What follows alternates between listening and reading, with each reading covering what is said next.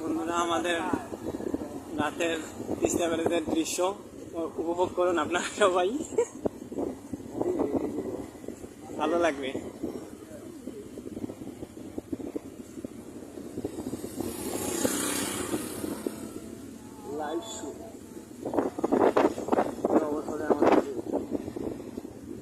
বর্ষার মৌসুমে নদীর পানি অনেক ভরাট হয়ে গেছে। আমাদের ডালিয়া ব্রিজের 0 পয়েন্ট এটা।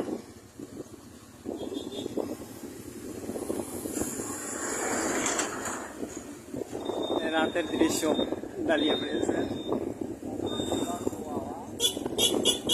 সুন্দর লাগে দেখতে। চাইলে আপনারা আসতে পারেন, ঘুরে যেতে পারেন।